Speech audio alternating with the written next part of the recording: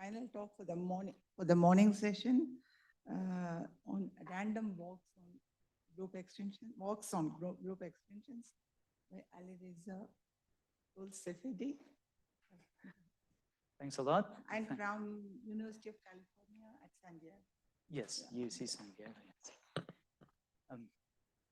I'm happy to be here after a long time in-person conference, seeing many friends.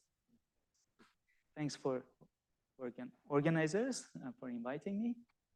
Okay, so this talk is joint work with my student, Srivatsa Srinivas. He's actually from Bangalore. So it's quite suited that I'm giving this joint work here. Okay, so let me start with saying what, recalling what is a random walk. I know all of you know, just in case you also get familiar with my notations and so on. I will recall basics and definitions of these things. And I will mention some non-standard definitions that I'm using and notations. And then in order to say my result, I will choose some of the old results in this direction. Unfortunately, I cannot mention all the results in that direction. And then I write down my own results with Vatsa, and maybe give a hint on how we got what we got. So let's start with a definition. What is a random walk? In today's lecture, I'm mainly working with finite groups, so this can be done, of course, in other groups as well. But suppose G is a finite group. And suppose that a mu is a probability measure. And I'm going to assume that it is a symmetric probability measure. And that means that mu of any set is the same as the A inverse. And because I'm working with finite groups, I make this mistake or whatever. I identify the probability measure with the distribution function with respect to the counting measure. Now, when I say an L-step random walk with respect to mu, we mean this, that we choose a sequence of identically distributed independent random variables. So these are independent random variables.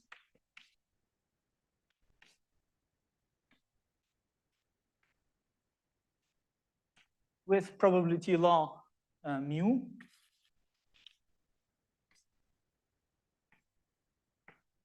And I start multiplying them.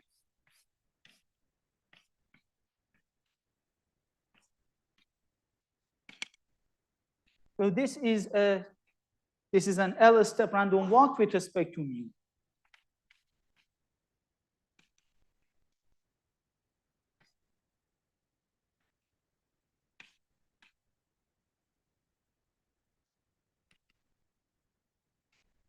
Or sometimes I say with respect to a random variable with the same law. So sometimes I say with respect to x1.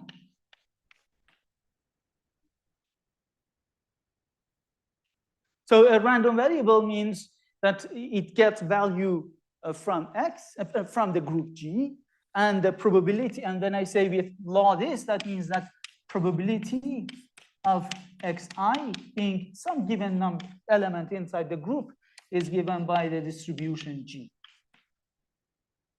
Okay, so that's the meaning of these Xi's, and they are chosen independently. So therefore, the probability law of X sub L, X sub L is the L-fold convolution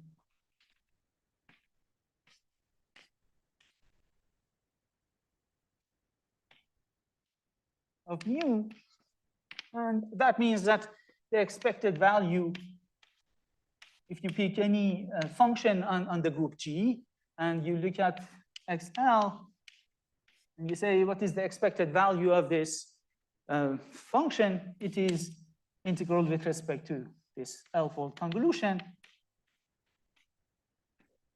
which by definition is this L-fold integration.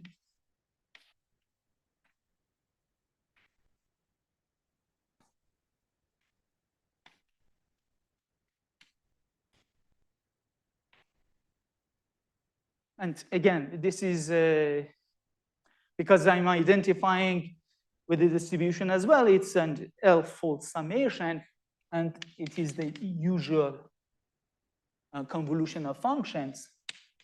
So if I give you two functions, the convolution, as you've seen in the previous talk, is simply the product in the Lie ring.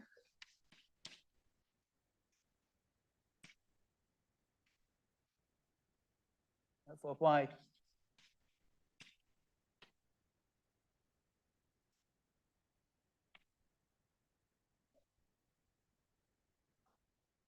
is the same, right?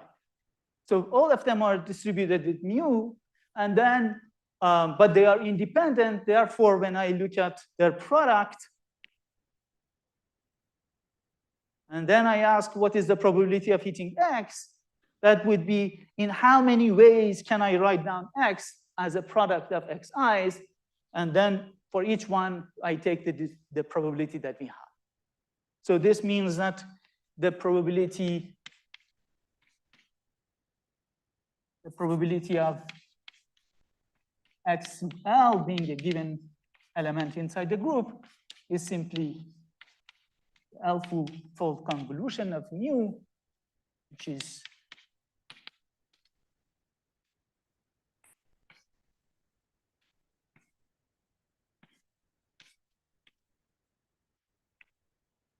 that's given by that. Okay, so now the question is, okay, so no, it's not a question. So now if I tell you that the support of mu actually generates the entire group, then it's rather easy to see that this limit as L goes to infinity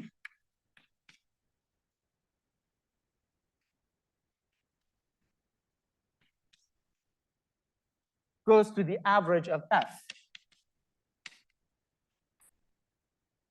And so the natural question is, how fast does it get?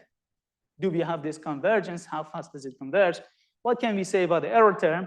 And because this is a linear thing, when I bring it to the other side, we only need to understand what happens to this limit for the functions that have average equal to 0, which means orthogonal to the constant function. So the question is how fast the expected value of this, these values go to 0. And again, what does that mean? This means we are asking how fast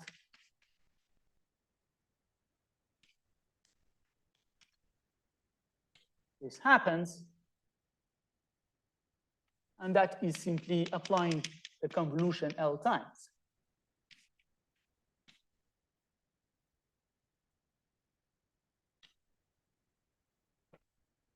If average of F is 0. So that means F belongs to the space of functions that are orthogonal to the constant function. So we have this convolution operator, T sub mu, that we have also seen in the previous talk. So T sub mu, okay, here we can get it in L2G to L2G. That's given by the convolution. I give it a function. You just look at the convolution of mu by F. And you're applying this convolution operator L times. And so clearly, we have, at least in L2 norm, we have an upper bound. So the error term, the L2 norm of the error term is bounded by the operator norm of T mu restricted the functions that are orthogonal to the constant function raised to power L. Okay, so, and again, as we have seen in the previous talk, because mu is a symmetric measure, T sub mu is self-adjoint, and it's an operator norm. Therefore, the set of eigenvalues of T mu is ranging from -1 to 1. And because I'm assuming that the support generates the entire G, only the constant function is going to give me eigenvalue 1. So this T sub mu restricted to L to G pair is indeed, because G is finite, and we can talk about maximum, otherwise it's better to talk about supremum of absolute value of lambdas, where lambda is an eigenvalue of T sub mu, and it's not 1. And the rate of convergence is governed by how far it is from 1. So the gap between this value that I'm going to refer to as lambda of mu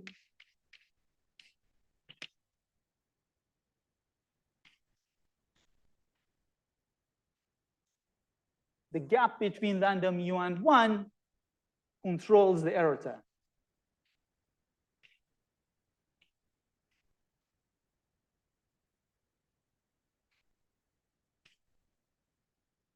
And because it's a gap in the spectrum, it's called, the gap is called the spectral gap, and it is completely related to the max spectral gap that was mentioned in the previous lecture. It was in that talk, it was about the Laplacian, which is 1 minus this. So the 1 cancels out, and we get 1 minus lambda, and how far it is from 0. So a lower bound for that is essentially giving us the gap over here. Now I am going to do something unforgivable, and I'm going to refer to this as the spectral gap. So lambda mu itself, I'm going to call it the spectral gap. I'm not going to mention it many times, but when I say spectral gap, I do not refer to the gap itself, but rather the lambda, so the operator, the contraction factor. And inspired by random walk in the infinite in space, in an unbounded space, let's also define this, the Lyapunov exponent. The Lyapunov exponent is the log of lambda mu, but here we are working with bounded steps, so I'm going to refer to this as lambda of mu. I'm going to define it to be negative log of lambda mu. So say controlling the gap is the same as giving a lower bound for lambda mu. So again, it's inspired by the definition of Lyapunov exponent, but nothing beyond that. It's just a notation. But I mean, it's interesting to notice that Lyapunov of the L-fold convolution is precisely L times Lyapunov of mu itself. Because again, we are essentially diagonalizing and then looking at the eigenvalues. When I do the L-fold, I'm raising it to power L. So this thing is raised to power L. I'm taking negative of log. So it's L times that. Okay, so in order to understand a good equidistribution of this random walk, we need to find a lower bound for lambda mu. So as we have seen in the previous talk, so if I start with a group that has property T, if I go to finite models of that, finite quotients of that, I'm still getting a spectral gap. And that was the original source of explicit construction of expanded graphs. So they are highly connected sparse graphs. They have many applications in computer science, in communications, and so on. So people knew probabilistic methods of showing the existence of such graphs, but the explicit construction was first done by Margulis. So, and then using these ideas, Margulis and independently Lobotsky, Philip Sarnak, in fact, gave, in some sense, the best type of expanders. Those are called Ramanujan graphs. So Lobotsky.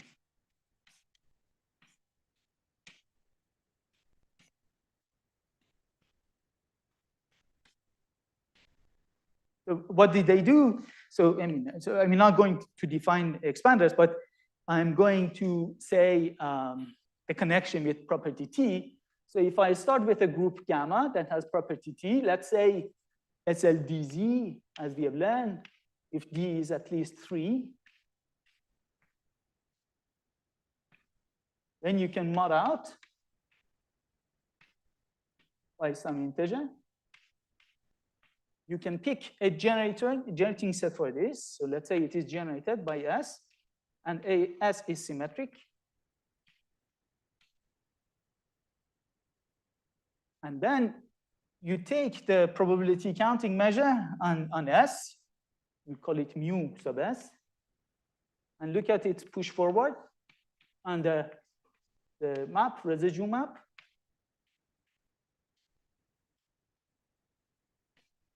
So you get probability measures on these finite groups.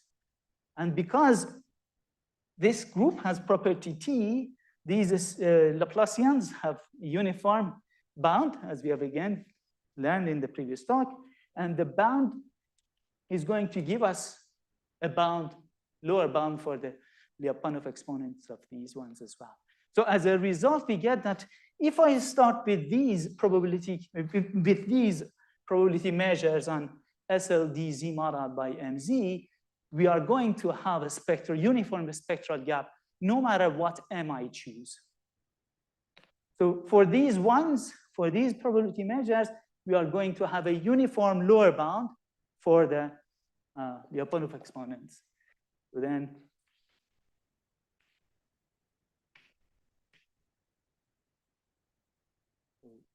the infimum of all of these as M varies is positive. So we have a uniform lower bound for all of them. Okay, so again, in the language of combinatorics, it sometimes says that if I look at the Cayley graphs of these finite groups, and I choose the same S from the mother group SLDZ, and then look at them, mod S and mod N, then this family of graphs is a family of expanders.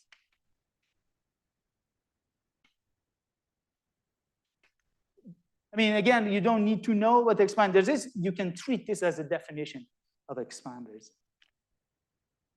I mean, for Cayley graphs, you can take this as a definition of expanders.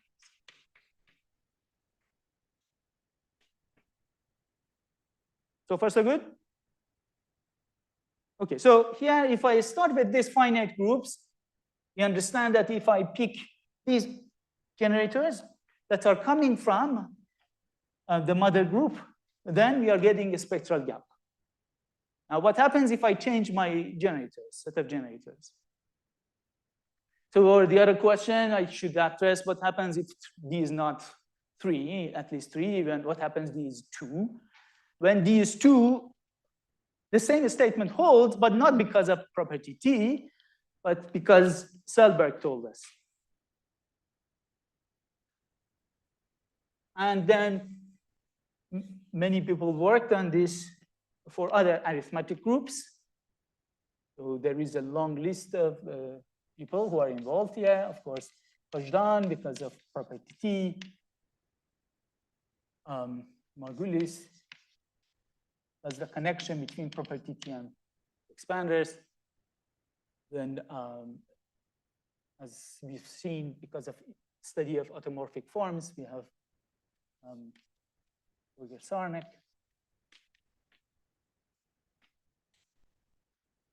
Causal O, because of the p-adic case, and causal Olmo.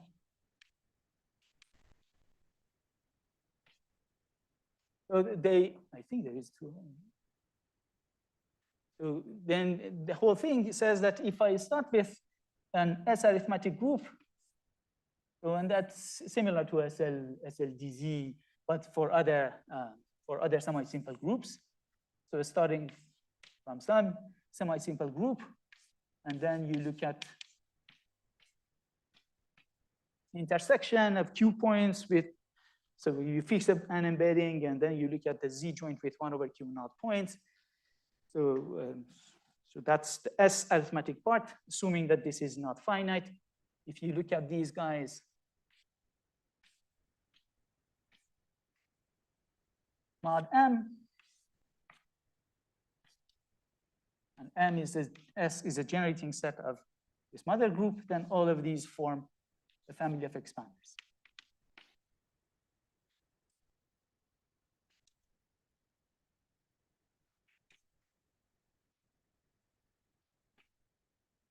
Again, the assumption is that E is semi-simple, defined over Q, and this is an infinite group and generated by S.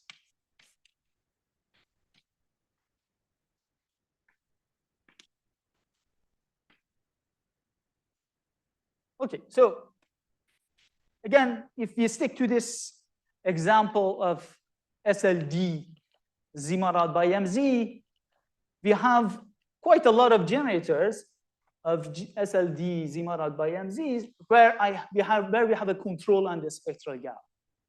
But nevertheless, all of them have to come from a mother group that's an arithmetic group. So as a prototype, Lubotsky asked this question: what happens if I choose the set of generators 1, 3, 0, 1, 1, 0, 3, 1? Do we still have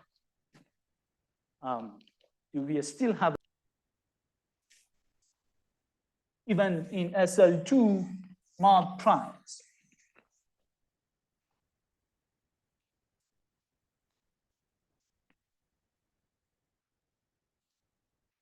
So Lubotsky asked this question. And when Alex Gambud was working on this question in his thesis, he called it Lubotsky's 1, 2, 3 problem. Nowadays, it's known as Lubotsky's 1, 2, 3 problem. So Lubotsky asked, if I look at the family of Cayley graphs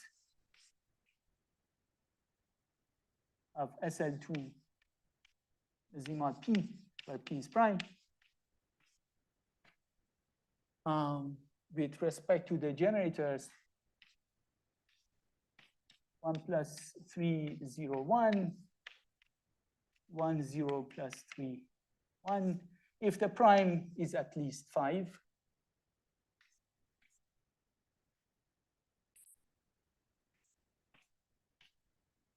is this a family of expanders? Meaning, again, if I choose these two pairs and do random walk, and as I vary P, do I have a uniform lower bound for the Lyapunov exponent? Okay, so what happens? So because, okay, so now the first things first, do they generate this? And the answer is yes. And if I want to be a bit sloppy and say P large enough and don't care about the small primes, then you can deduce this as out of the so-called strong approximation, which gives a much more, the general version of this. For instance, if you pick D and you assume the group generated by these is a Zariski-dense subgroup of SLDZ, then when you look at it mod primes, for primes large enough, you get the entire group. It's part of the strong approximation theorem. And it is known for the generality of semi-simple groups. Then you have to add technical assumption that it should be Zariski connected and simply connected. And but nevertheless, in the same flavor. So Lobovsky asked this question, and even though Alex Gambourg made good progress towards this conjecture for his thesis, he was studying discrete subgroups of SL2R, SL2Z, which are Zariski-dense, but not necessarily a lattice, not necessarily a finite index. And he showed that they do have a spectral gap under the assumption that in the limit, the boundary has large Hausdorff dimension. And the bound that he had was not good enough to cover this example. But he didn't give up. And then later in 2005, in the seminal work with Bourgain, they answered this and much more. So Bourgain and Gambourg.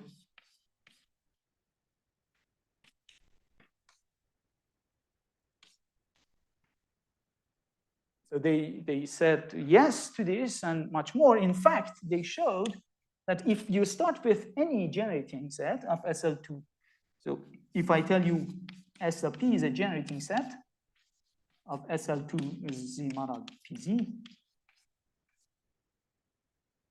let's say you have a bound for the number of generators, and you have a bound for the girth of the Cayley graph. You don't have small relation. So girth means the smallest loop in the Cayley graph. So if the girth of this Cayley graph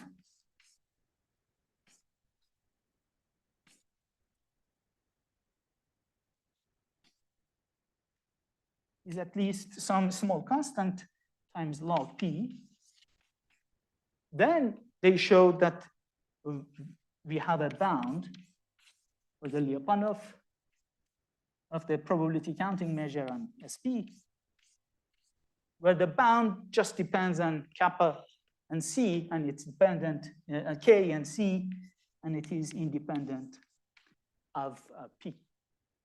In particular, okay, so now this condition needs to be checked for this, but this comes from the fact that these generate a free group.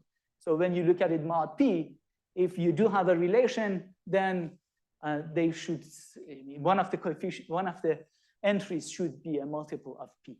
And so then the length of the word should be large, should be of this size. So they proved much more. So they gave a way of understanding it for, so to speak, an arbitrary set of generators, but under this Diophantine condition. So then this type of question, so many people worked on different angles and so on, but continuing on the theme of changing the set of generators, we get to the deep work of Breuard, Green, Tau. The order is not that. So it's Breuard, Green, Grolnick, and Tau.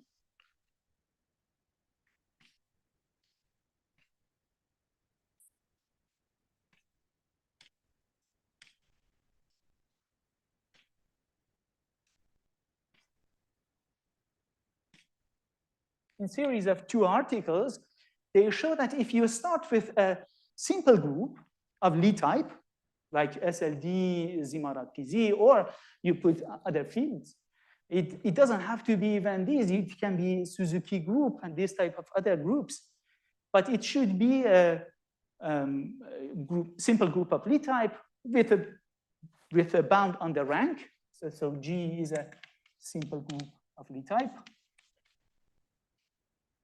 So when I said SLD, I meant P. So you mod out by the center. So then you get simple, but you get SLD as well.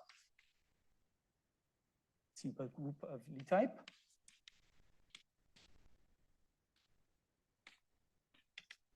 With rank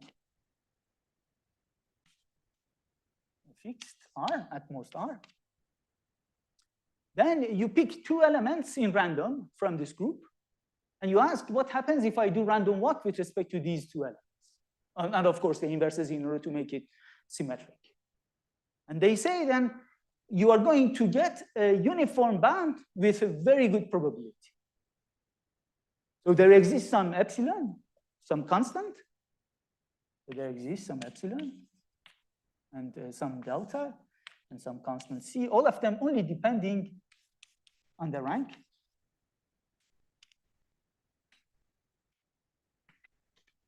Such that if you pick 2 random, so if you, okay, so I pick 2 random, so the probability of having the Lyapunov of the probability measure on the set A plus minus B plus minus for this one to be at least epsilon, the probability of this is more than 1 minus C times cardinality of G to power negative delta. So you choose 2 elements in random, A and B. You ask whether the Lyapunov is more than epsilon for this particular epsilon that they show the existence of. And then they show that this probability is at least 1 minus C times cardinality of G to power negative delta. So it's not only converging to 1, but in a polynomial fashion, it's converging to 1. G is a finite, it's a finite simple group of Lie type with rank R. So it's like, so I mean, the statement itself, even for SLD FQ, is non-trivial. So you pick SLD FQ. For SL2 FQ, it's still quite non-trivial. So you, I mean, I think it's as hard. So technically, it's much harder to deal with Suzuki groups and the other things as well. But on the random walk side, they are of the same complexity. Okay, so I mean, in order to emphasize 2 things, one of them is how interesting this result is, and the other hand, emphasizing that these are, I refer to as bounded scale situation. So if you change this finite simple to simple but Archimedean, this question we still don't know, and we very much like to know. So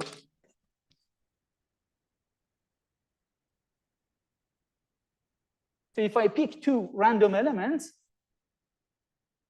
from SU2R, questions. So if I pick 2 random elements, I will choose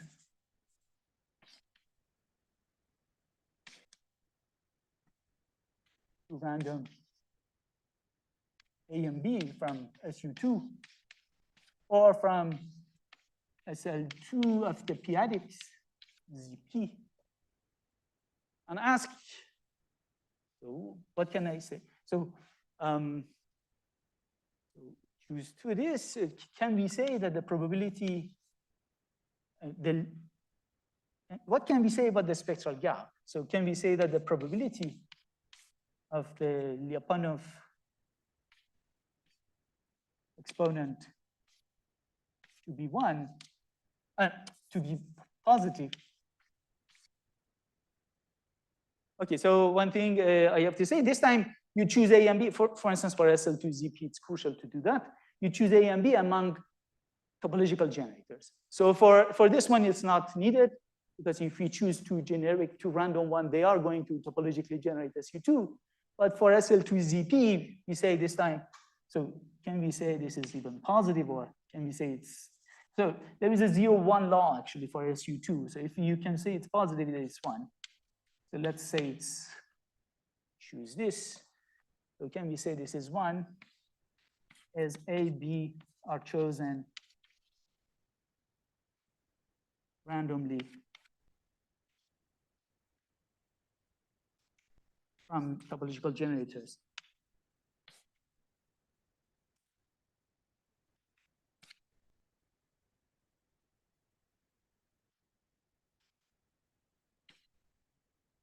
these groups.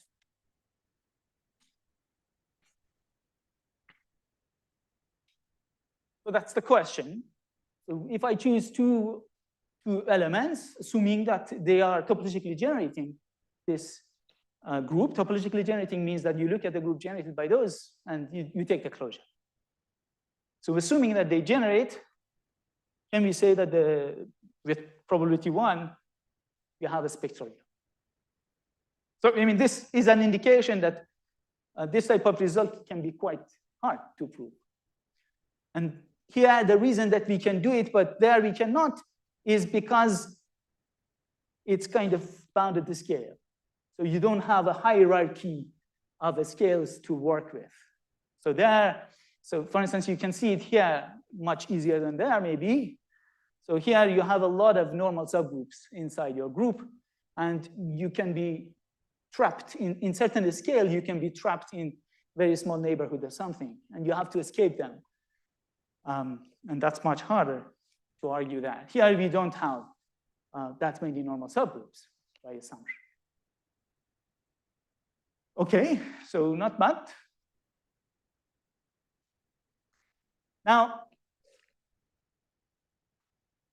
on the same theme, Elon Lindenstrass and Peter Varjo, they were studying random walks on affine space, on the affine group, I should say.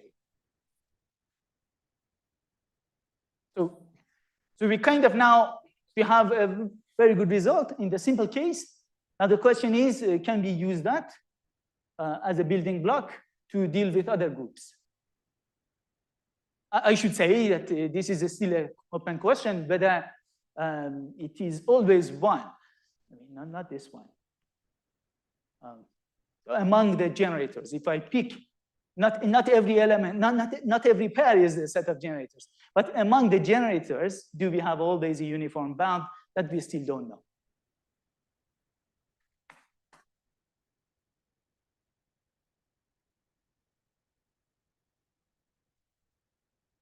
Now, Lindenstrass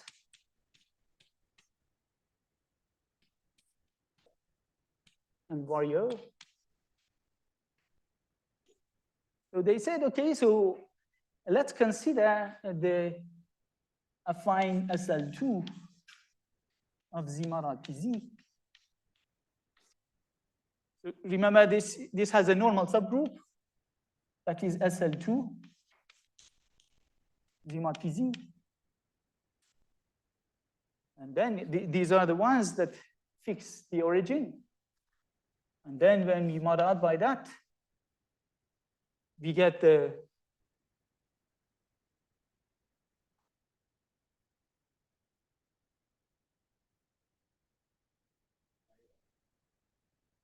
other way.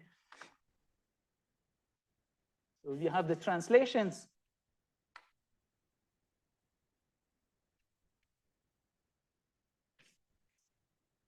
And then we have SL2 Z mod PZ.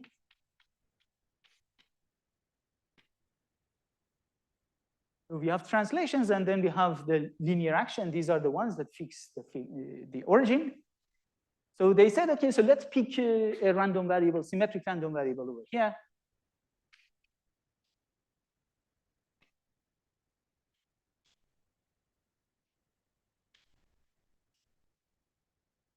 And let's project it the linear part. So we know that if I have some spectral gap over there, that spectral gap is going to be there. So we do need some spectral gap here. Now, the question is about gluing.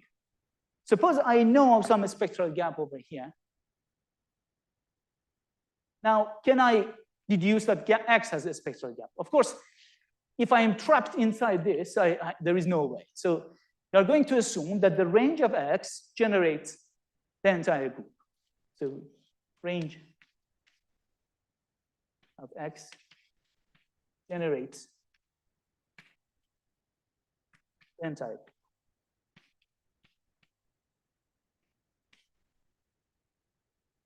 Still, because I'm just saying X, I'm not saying a set and so on, I have to say a little bit that I'm not generating it in a fake way, in a sense that not one of the generators is going to have epsilon, very small probability, and then the rest are going to have large probability.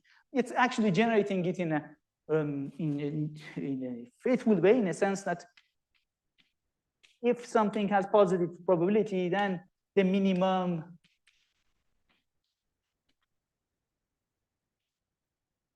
is some value, some value E. Of course, it's positive, but I mean, I need a variable E. That's what I need. So then they say that we can get control on the Lyapunov of X based on the Lyapunov of pi of X and E. So they prove that.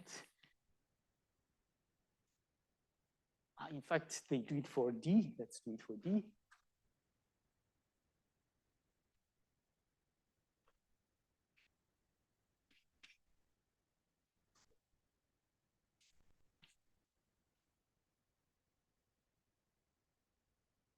Okay, so let's say C and E, where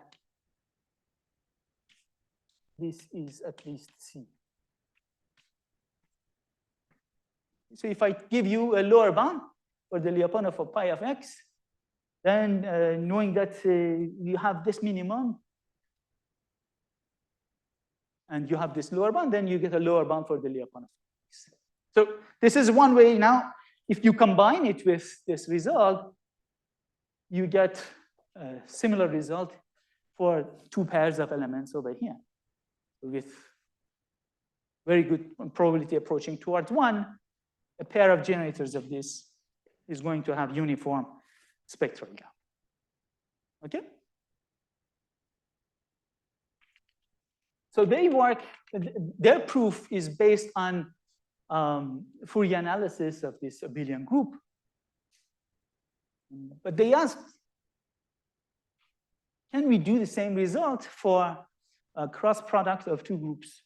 So SL2FP, SL2Z mod PZ, cross SL2Z mod PZ. So they ask, so if I give you a random variable, X left, X right,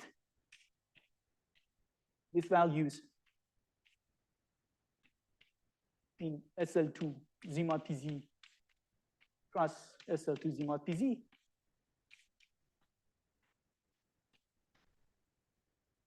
and again, I have to add these assumptions because these are algebraic assumptions that are needed. Range generate the entire group SL2Z mod PZ, SL2Z mod PZ. And we need a lower bound for the minimum of the probability on the set of generators. Or you can just say, take a pair of generators inside this group. So it's like saying that the number of generators is, I'm giving a bound on the number of generators. It is of the same flavor. So the same E and the same assumption. So let me call this guy star. So under star,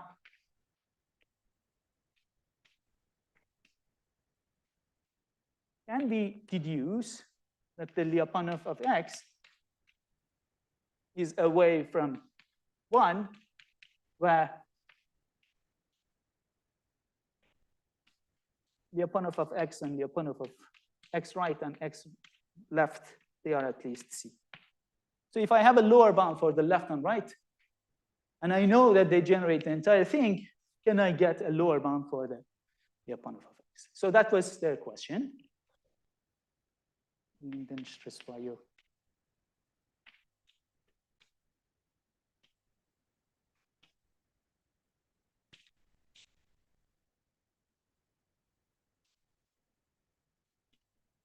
And we answer this question. We say we give an affirmative answer to this question in my joint work with WhatsApp.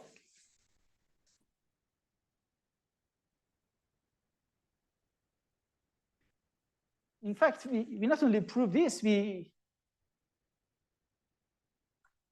prove more. So, but so the theorem, the answer is yes.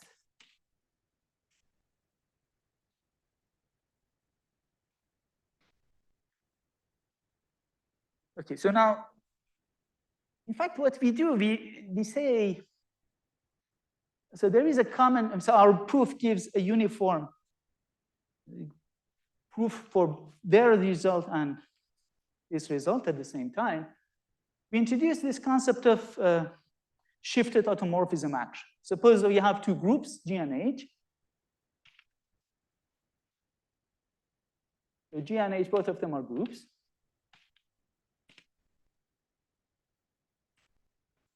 So we say G acts on H by shifted automorphisms.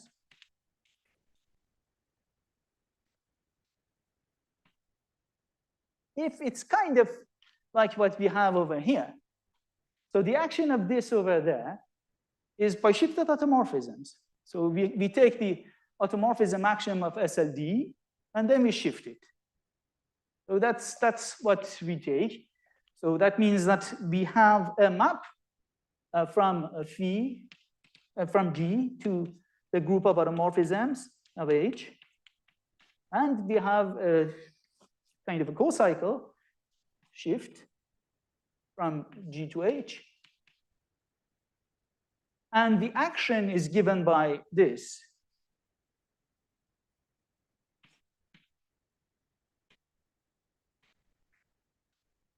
Okay, so now it's actually, for the finite setting is not that important to where to put the translation, but let's put the translation on this side. When we go to, so in this talk we don't go, but in another work we go to infinite settings, then it is important to put the translation left or right. So if I have an action like this, then we refer to it as a shifted automorphism action. So of course, this is a shifted automorphism action, clearly. This one is also a shifted automorphism action. What do I mean by that? So G cross G acts on G. And the way that it acts, it's that X left, X right. Maybe I choose a small. Acts on X by, okay, I forgot the inverse, where to put the inverse, but let's assume that this is the right one. So this gives us an action, hopefully. So either you have to put the inverse there or there. Maybe. It doesn't matter that much. So, and this is a shifted automorphism action because I can write it like this.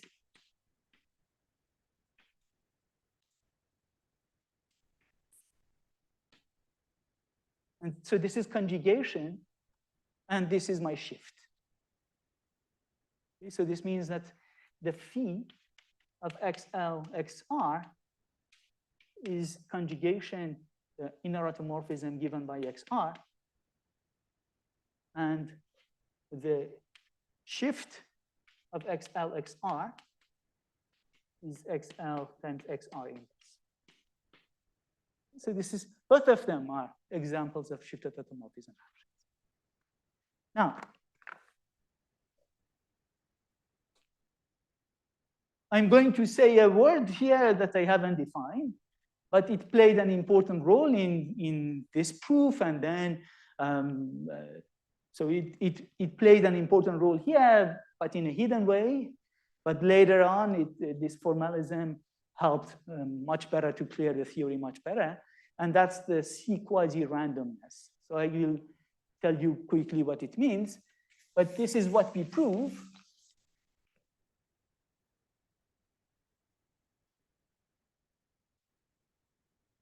So we give an axiomatic statement. The axiomatic statement is that suppose I have two groups, and both of these groups satisfy, so which one I am saying? So we'll come back to that later, actually. So here I'm telling you the shifted automorphism. So I give you G and H.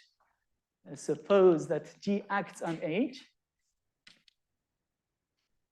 And this action is transitive. And by shifted automorphisms.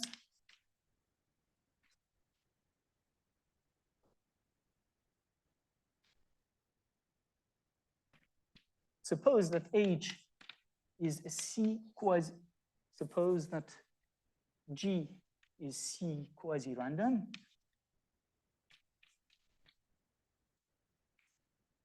And that means, so this is the definition, if you take any irreducible representation of G, its dimension should be at least cardinality of G raised to power C. So if phi is an irreducible representation of G, then you don't have a small model for G. Every model of G should be of large dimension. So G should be quasi-random, C quasi-random. And the action on this is kind of involved in what sense? In a sense that if I look at, so this action is a shifted automorphism, so it has a phi and a C. So the phi of G, the phi G orbits, because it's coming by this acting by automorphism is definitely fixing the identity. So one of the orbits is identity. The other orbits we ask to be large or of size is raised to power C. The same C I can choose. So that's the other condition that I'm imposing on that. And again, the same condition on the same condition on E that we had, the star condition. So so these are the conditions on the groups and action. Now I'm going to give you a random variable. The random variable is going to have two conditions. One of them is the control on the phi of the random variable, the spectral gap of phi of X. And the second one is the star condition. It generates G and so X is a random variable.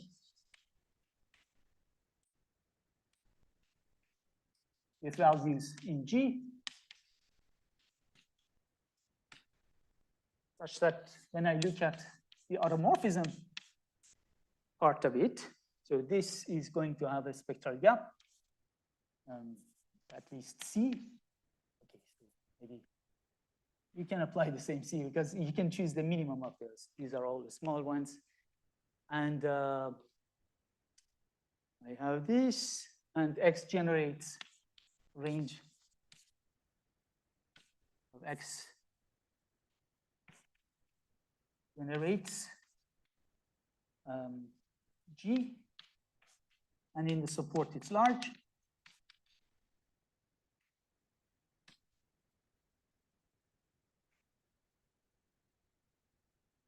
Then I cannot say immediately the bound on the Lyapunov, but what I can say is that when you apply the random walk L times and take whatever distribution you want on your age, so it's kind of parallel. Okay, let me say if you one little line and then. So when you want to understand random walk over here, it's kind of combined two things. One of them is the random walk affine on the affine space. You pick a point 0, 0 and don't follow the point and start to understand where it goes. And the other one is combining it with pairing it with a random walk inside SL2, Z mod PZ. And you want to say that there is no much pairing between them. So this is kind of the affine action parallel. So I'm following the point inside H, and I'm asking, where does this point go? And I want to say that it's going to spread out, not as fine as getting equidistribution, but gaining an entropy bound. So I say that the entropy, okay, certain type of entropy, it's called Rene entropy of this, is going to be large. It's going to be C half of log of cardinality of H if L is large enough.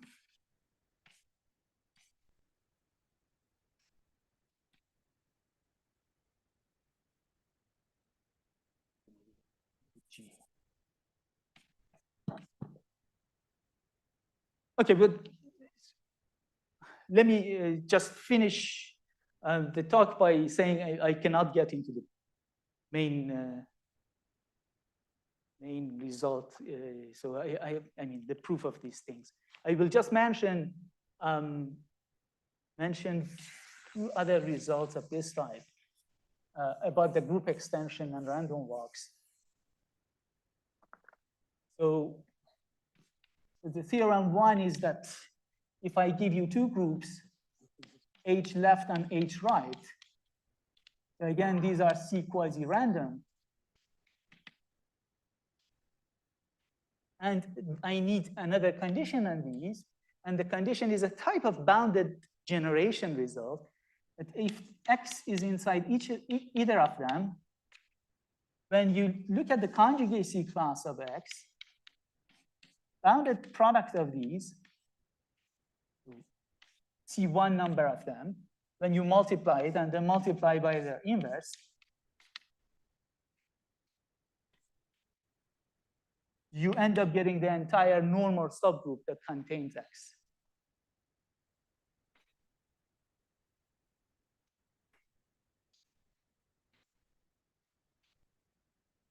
You impose these, and the third one is that the center of both of them is small.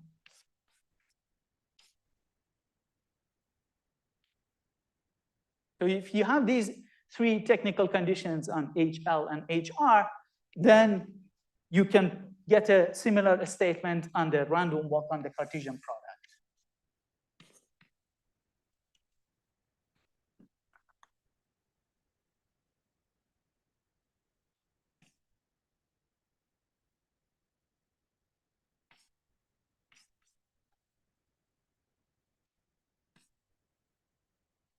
Meaning having control on the margins gives you a control on the product. So that gives us a very good control on the extension if I'm taking Cartesian product. And for the abelian case, we get similar axiomatic statement. See, I have G in the middle. Here is abelian. Here is H. So this is abelian. This satisfies the same conditions. So where is it?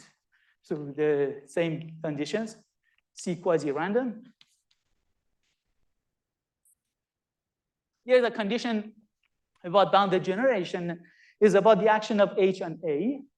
So the condition is that every X in A, the orbit, the H orbit of X, when you add it boundedly many times, gives you the module.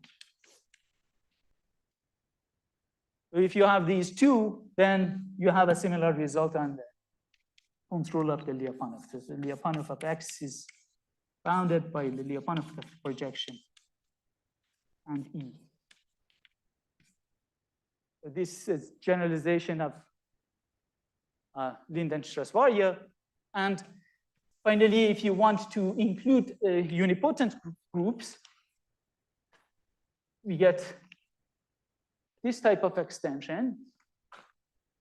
So this time, again, I have G, this, and then I pick a unipotent group. Okay, not unipotent, nilpotent. Then I get a quotient H. And one thing that I want to mention is that here I'm not assuming that this splits. So this doesn't have to split, but nevertheless we have this result. So the same here. I don't assume that this short exact sequence splits. But here I need not only H to be C quasi-random, H mod out by the abelianization of U needs to be C quasi-random.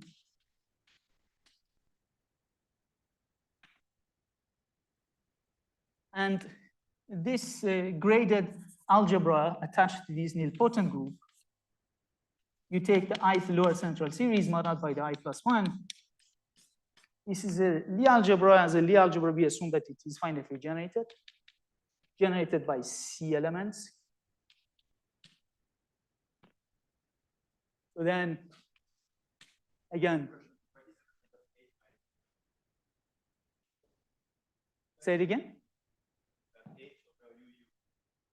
G over. Thank you. G over U. So then we have again the same bound for the spectral gap. The upon of pi of x.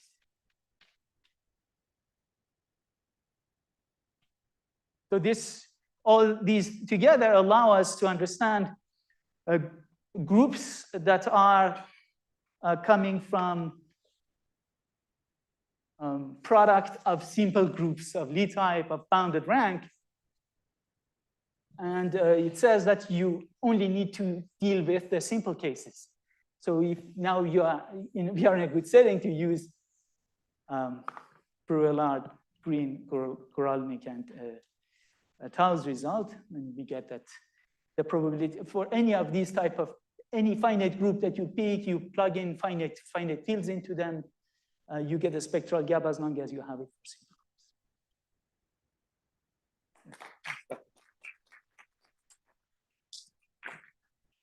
Thank you very much. And yeah, questions or comments from the audience?